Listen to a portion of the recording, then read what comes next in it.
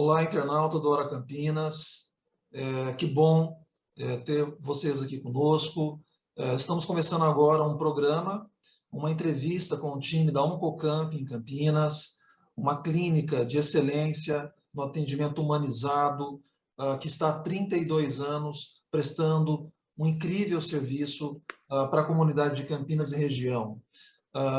Nesse momento de Novembro Azul, de reflexão sobre a saúde do homem, sobre campanhas de conscientização e informação, o Hora está trazendo, nesse momento, o time da Oncocamp para um bate-papo direcionado ao Novembro Azul, mas também para contar um pouquinho sobre a história da Oncocamp ao longo de 3 décadas de trabalho, um trabalho reconhecido nacional e internacionalmente.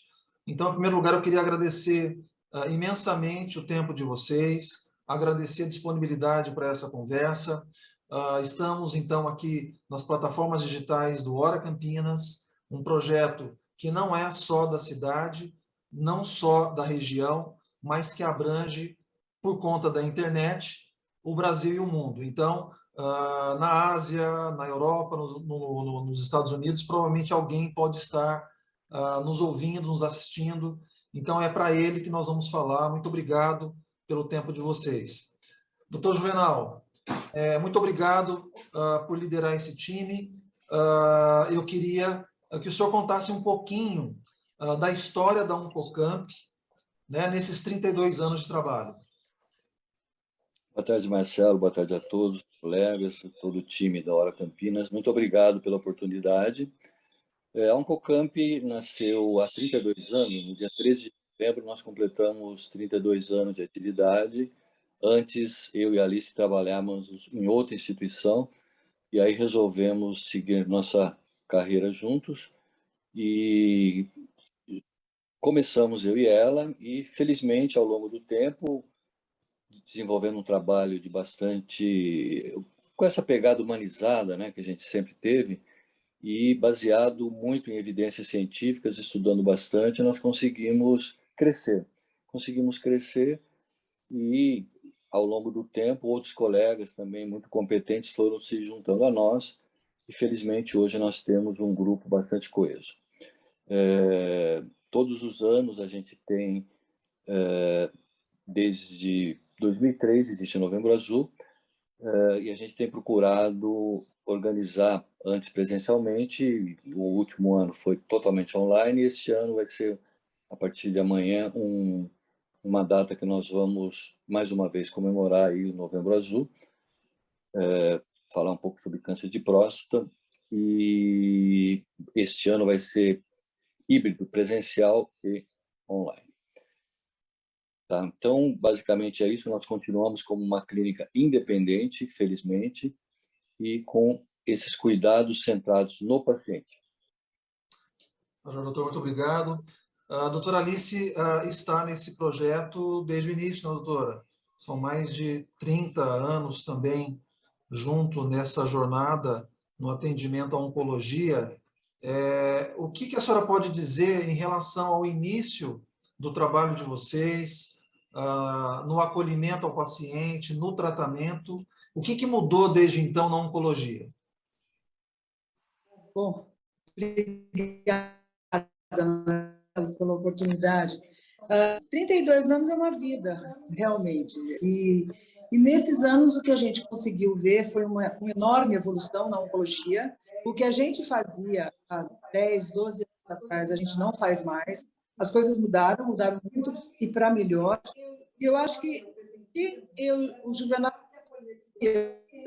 pretendíamos era ter um desempenho, mas tivesse ou não cobertura de convênios, etc. A gente nunca ligou muito para isso, a gente sempre quis oferecer para o paciente o que há de melhor.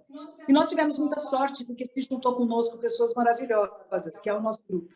A nossa equipe é muito coesa e a gente consegue todos os dias levar para os pacientes aquilo que a gente tem como slogan, que é celebrar a vida.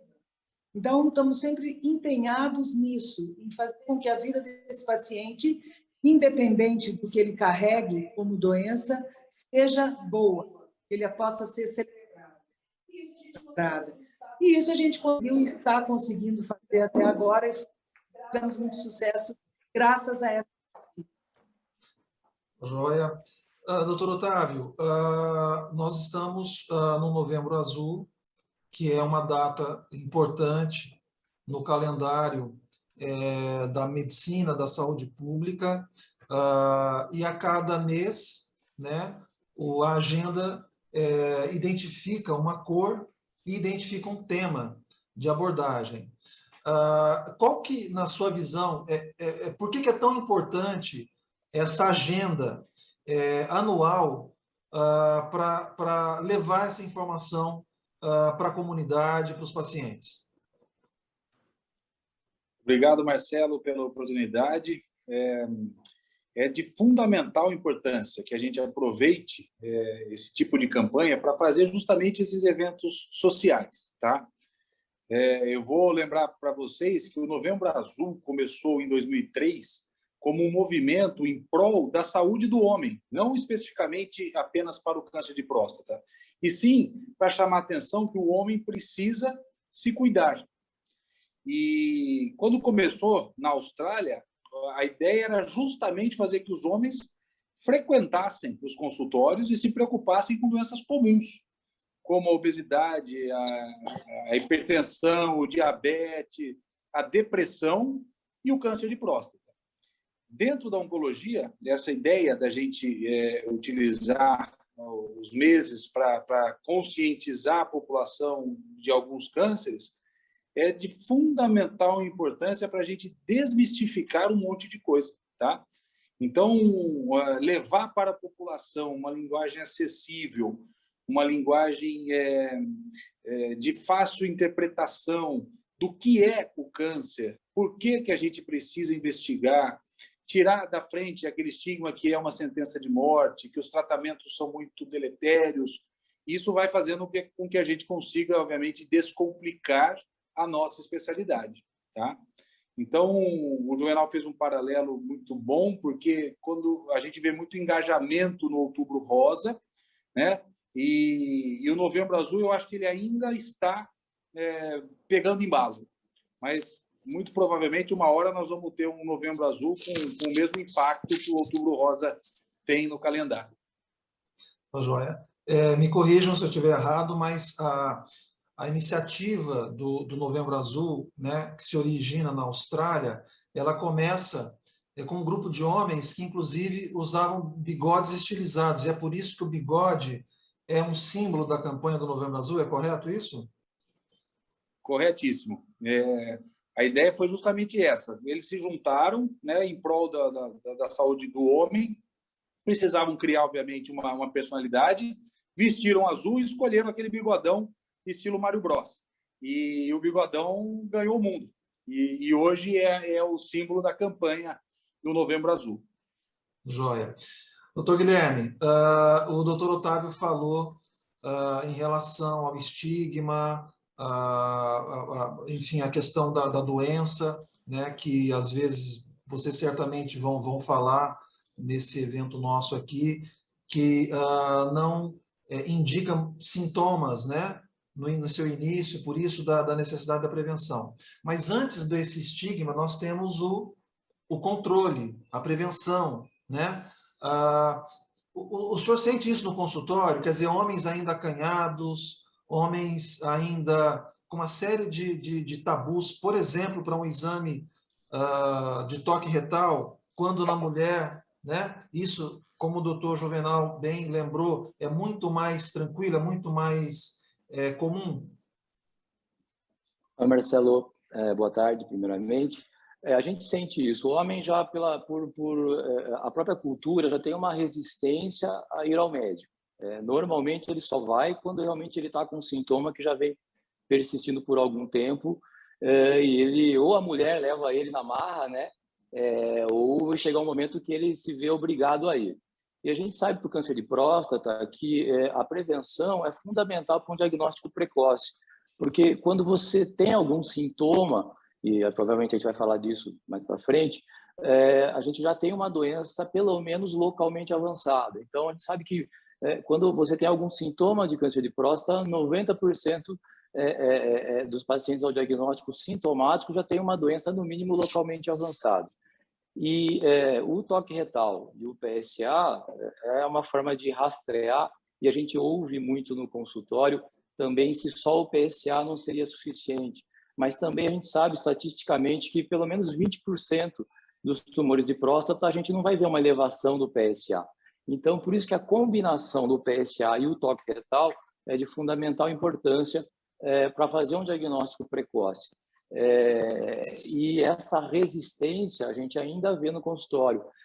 Por isso, acho que a tamanha importância de um evento como esse, do Novembro Azul, para a gente conscientizar e estimular a procura para fazer um diagnóstico precoce. Eu acho que isso é muito importante, como o Otávio disse, né? Eu acho que o Outubro Rosa já está estabelecido, o Novembro Azul a gente está caminhando com ele, e eu acho que a gente vai acabar chegando na mesma proporção de importância, divulgação e convencimento da população masculina à medida que o tempo vai passando.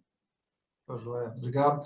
Doutora Edra, como é que a senhora acha que é possível a saúde pública, os segmentos privados, a sociedade de forma geral, como é que a senhora acha que é possível quebrar essa resistência que o doutor Guilherme falou e incentivar o hábito ao homem, né, de maior controle e de uma busca mais plena da sua saúde? Boa tarde, Marcelo. Muito obrigada aí pela oportunidade e é uma honra poder participar aí com vocês. Infelizmente, tudo é cultural, né? Precisa de cultura. Dizer que tudo que é precoce no câncer, o tratamento vai ser menos invasivo. Então, a gente tem que falar que o câncer de próstata, a incidência é altíssima no homem, né? E, por outro lado, a mortalidade não é tão grande, mas tem a morbidade, né? Então, se o diagnóstico é precoce, esse paciente vai ter mais qualidade de vida, certo? Como que é o diagnóstico precoce? Não tem jeito, tem que fazer o PSA, toque retal. Se tiver história na família de câncer de próstata, são homens que devem preocupar mais, né? Em fazer uma consulta mais recente, aos 40, 35 anos, depende, né? Se tiver algum outro sintoma de retenção urinária, procurar mais cedo. Então, é a cultura, é a informação, é o esclarecimento que um diagnóstico precoce vai ter mais qualidade de vida, porque eles ficam pensando, infelizmente, na qualidade de vida sexual, o medo também, né? E também o preconceito do toque. Então, é cultural, é explicar, assim, que a doença existe, a incidência é alta e que o diagnóstico precoce vai ajudar a ter uma melhor qualidade de vida, inclusive a sexual, e poder tratar com medidas menos invasivas, né? Não é fácil, mas é cultural, e o único jeito mesmo é a informação, é campanha, é disponibilizar médico, urologista, clínico geral, habilitados em falar da doença, indicar, encaminhar para um uro. É assim que tem que ser, não tem outro jeito. Tá joia. Doutora Lígia, nós estamos vivendo uma pandemia, né? Uma crise sanitária sem precedente na história recente da humanidade, e isso impactou de forma bastante severa, né, os tratamentos de diversas doenças, entre eles, obviamente, o câncer. A senhora que trabalha no setor específico do acolhimento ao paciente, a senhora percebeu que eles chegaram mais tarde para o tratamento da doença, num estágio até mais avançado por conta da pandemia? Boa tarde, Marcelo, tudo bem? Prazer estar com vocês. Eu sou médica de dor, né? Eu faço a parte de medicina da dor aqui na clínica Oncocamp e trabalho também com a parte da linha de cuidados, né?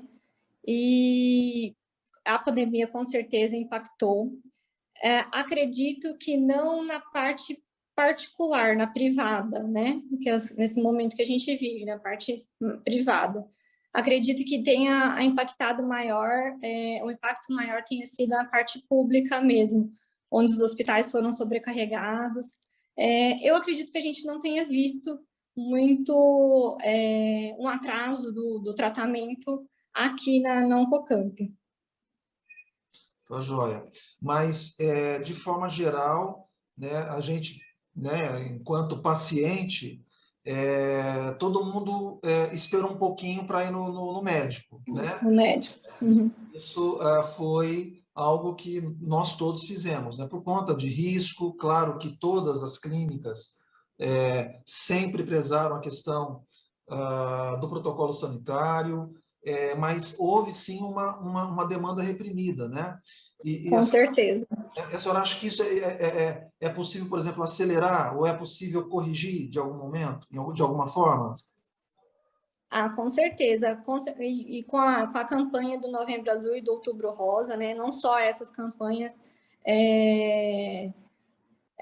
a gente consegue, né, levar mais informações para a população, né, em geral, e chamar mesmo essa população para uma prevenção, né, precoce, e mesmo com todo o impacto que a pandemia trouxe, a gente antecipar, né, nesse próximo ano, a vinda ao médico, né, chamar essa população para uma prevenção mesmo.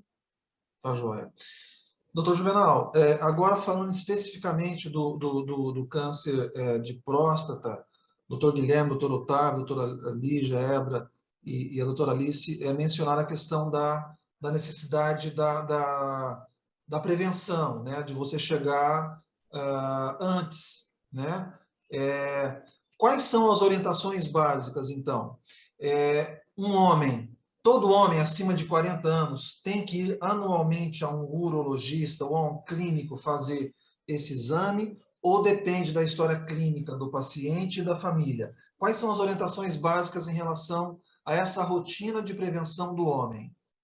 A recomendação, né, da Sociedade Brasileira de Urologia é que os homens, mesmo sem sintomas, procurem fazer suas consultas regulares aos 45 anos de idade. Tá?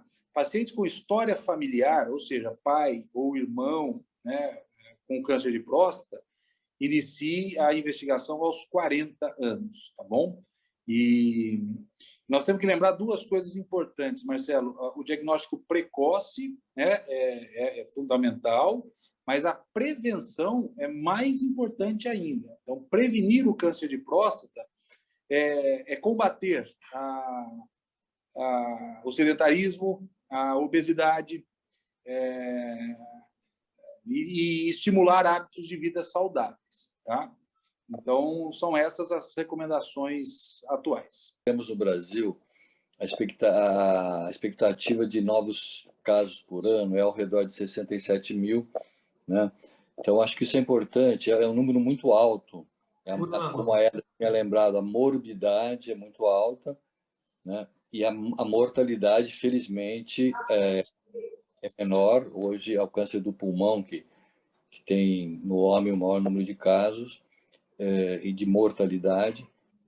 Esses números eles vão variando de ano a ano, mas enfim, o câncer de próstata hoje realmente é de maior morbidade. Então, acho que vale a pena, só para complementar o que o Otávio e a Edra disseram, que essa informação ao homem, a desmistificação, né, quanto ao diagnóstico precoce é fundamental. E penso eu que eventos como esses que nós estamos fazendo agora são muito importantes. Levar essa mensagem para todos aqueles, né, acima de 45 anos, ou aqueles que tiveram algum caso na família, procurar antes, após os 40 anos. Então, isso é uma mensagem que deve ser divulgada. A gente está num ambiente digital e todo mundo tem seu WhatsApp, todo mundo tem seu grupo, né? E eu fico imaginando, né, quem dispara um meme ou uma chacota sobre exame, né? O desserviço que ele presta nesses grupos, né? Então, por isso que a informação, como vocês falaram, informação segura, informação correta são muito importantes para desmistificar esse tabu, né? E essa coisa que esconde atrás de uma brincadeira, mas que não é, né?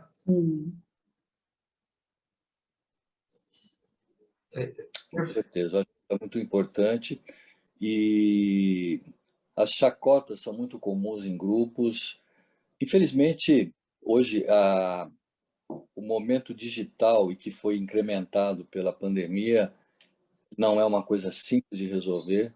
Então, a gente vê um grande número de pessoas que se importam mais em contar piada, em fazer brincadeira, do que fazer alguma coisa séria, né? Então, acho que em medicina a gente não pode brincar, sabe? Eu acho que nós somos especialistas de uma área complexa em todos os sentidos. Os tratamentos modernos estão chegando diariamente a nós. As operadoras, ali se lembrou bem no início, as operadoras continuam nos incomodando muito, impedindo muitas vezes que a gente faça algum tratamento, que a gente faça um diagnóstico precoce, mas nós continuamos batalhando aí, todo o nosso time, para passar por cima disso e conseguir levar ao paciente o melhor atendimento. Ainda nessa linha de coisas novas, a Oncocamp abriga hoje um grupo que faz como é que fala? Pesquisa aqui, e essa pesquisa vem justamente em cima de um grupo de urologia da Unicamp, do Dr. Ubirajara. E isso vai trazer novas drogas, vai trazer oportunidade que pacientes disponham de drogas ainda não no comércio, que vão dar a eles uma chance maior de vencer a doença. Então, isso, nessa parte também, a Oncocamp está pioneira aí em fazer com que a gente consiga trazer para os pacientes até drogas experimentais que vão poder nos ajudar a entender melhor a doença e a resposta dela aos tratamentos. Doutor Birajara Ferreira, né? Urologista, doutor Birajara. E esse grupo já tem feito, já está em ensaio clínico, já tem se feito pesquisa? Já está instalado, eles têm já 3 ou 4 estudos em andamento, vão começar a recrutar agora, e aí ontem eles estavam nos apresentando quais seriam os pacientes candidatos a esses tratamentos, e a coisa ficou um pouco parada nesses últimos 2 anos por conta da pandemia. Mas agora, com esse alívio que a gente está tendo aí da pandemia, as pesquisas estão voltando, os laboratórios reabriram para que a gente possa, então, colocar pacientes nessas pesquisas. Então, a gente vai estar, nos próximos meses, aí, com novidades, inclusive, em relação a isso. Tá joia. Doutor Guilherme, conta para o nosso público quais são os indícios de que ele deve procurar o urologista, o seu médico de confiança ou clínico, que indicam, né, que apontam que é possível se investigar algum tipo de anomalia na próstata.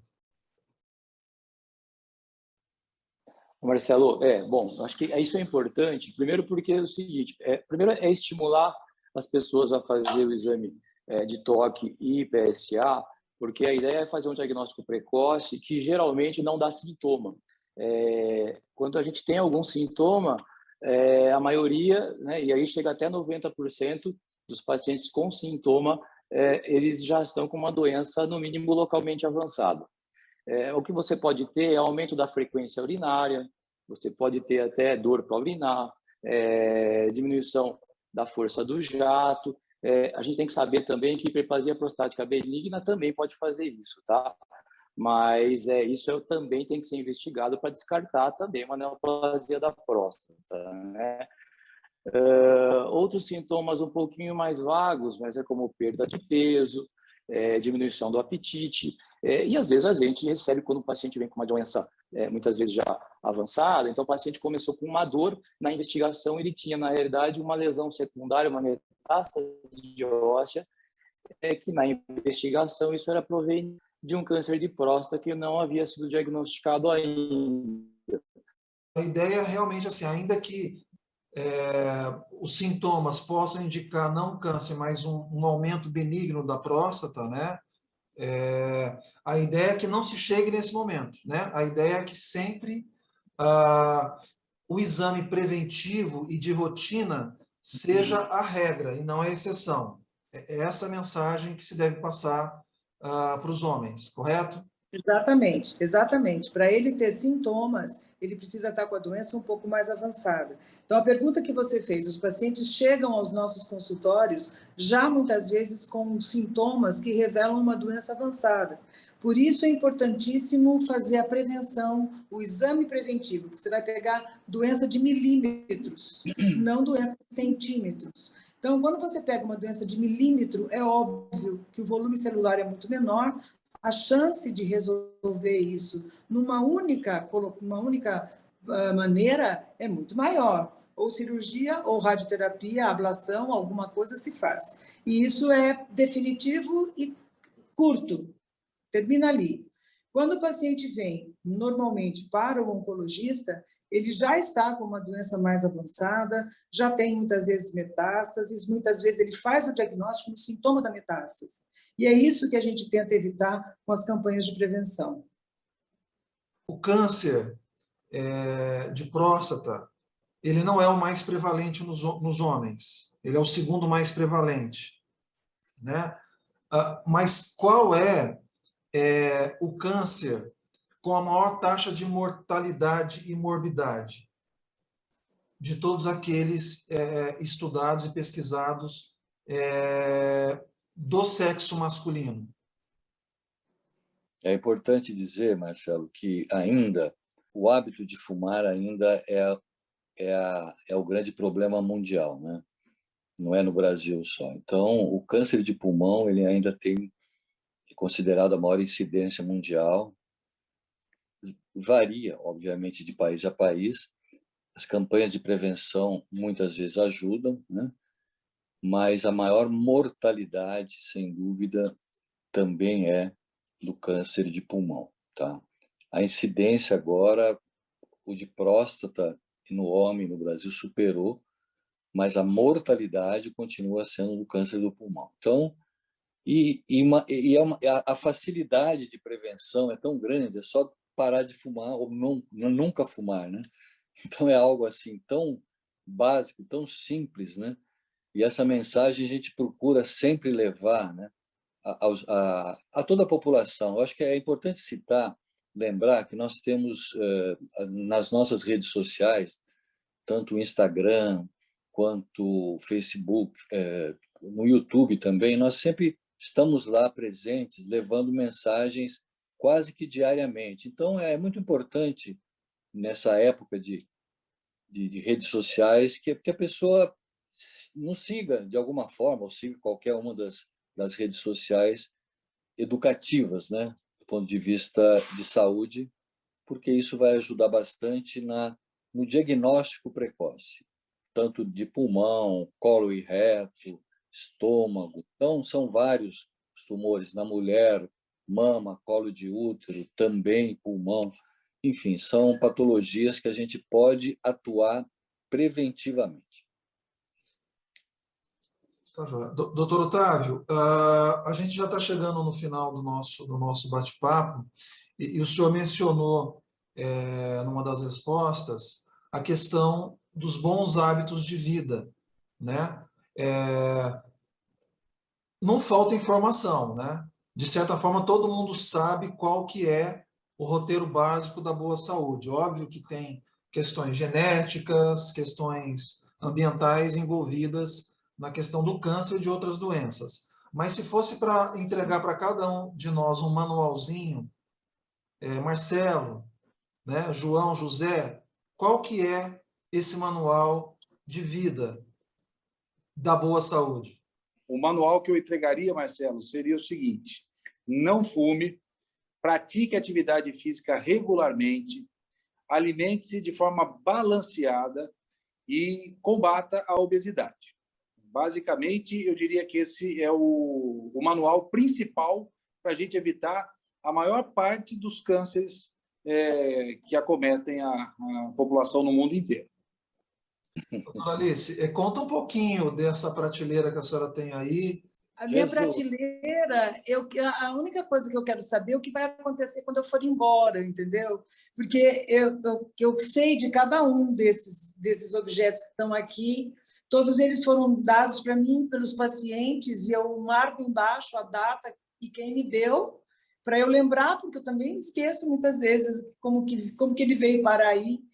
Mas ele é uma bênção para mim, porque eu fico de frente para ele e vendo tudo que eu já consegui até agora, tudo que os pacientes já me agradeceram e tudo que a gente já conseguiu fazer nesses anos todos. Não estou sozinha nunca, mas é uma maneira, é o meu triunfo, é a minha medalha de ouro.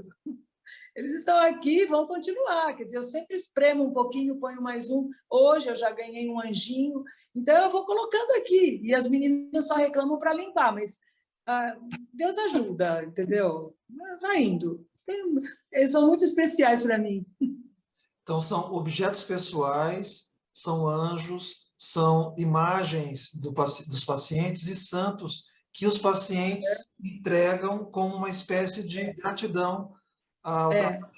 É isso. Pelo que aconteceu, pela cura, pelo fato de terem conquistado alguma melhora na sua doença. Eu tenho, inclusive, objetos póstumos. Depois que os pacientes falecem, a família traz para mim: olha, minha mãe queria que você tivesse esse objeto, e ele vem, também tem um valor enorme. Eu tenho uma paciente que ela faz feirinha dessas de objetos, ela faz galinha. Eu tenho um galinheiro aqui que ela traz para mim. Tem 6, 7 galinhas. E aí, às vezes, eu quebro a crista de uma, quebro o pé da outra, ela traz e põe outra no lugar. E assim vai indo. Tem de tudo. As pessoas fazem, termina o tratamento, vai fazer uma viagem, porque terminou o tratamento, traz uma lembrança do lugar onde elas foram, e aí vai ficando por aqui, é bem legal. Doutor Otávio, qual que é a importância dessa conexão espiritual e humana no tratamento do câncer? Porque esse é um gesto que remonta à esperança, à gratidão, que são os sentimentos mais nobres que nós podemos ter, né? Então, qual que é a importância dessa visão, né, humana e espiritual no tratamento e durante, né, a nossa vida de forma geral? Eu acho que é uma forma de coroar um vínculo. Eu costumo dizer que talvez seja o vínculo mais bonito que existe entre um profissional de saúde e outro ser humano. Então, o vínculo médico-paciente é algo verdadeiramente abençoado. E é inegociável, Marcelo, é inegociável. Quando o paciente ele confia no médico, ele liga até para perguntar se pode tomar uma cerveja. Isso é verdadeiro. E é importante. Eu vou responder, então. A doutora Alice tem os santinhos dela. Eu ganhei alguns presentes aqui. E nessa caneca aqui, ó, de um paciente, ele coloca assim: ó, a gratidão é a memória do coração. Tá? Então, acho que ele responde por nós aqui a importância desse vínculo. E quando a gente fala, obviamente, de espiritualidade, né, é uma maneira, obviamente, de conectar com uma outra esfera, né, e não só com a esfera clínica. Então, a gente gosta muito desse convívio, de trocar com o paciente, inclusive conversas do dia a dia e da esfera social. A gente quer saber quem ele é, o que ele faz. Né? É impressionante. Acho que essa relação médico-paciente é um mundo sensacional. Sensacional. Como diz o livro, né? Você é responsável por aquilo que cativas, né? Então, essa conexão é uma forma de elo de confiança e que jamais será quebrada, né? Nós levamos para as nossas vidas os nossos professores, né? Os nossos médicos, a nossa família, os nossos filhos, né? Então, essa é uma forma de ter uma conexão para a vida. Então, eu fico bastante assim feliz por ter participado com vocês nesse momento. A doutora Alice sempre fala do time. Antes do doutor Juvenal concluir, eu queria fazer uma pergunta para a doutora Edra, que a sensação que a gente tem ao falar com o time Oncocamp é de um time integrado, unido, né?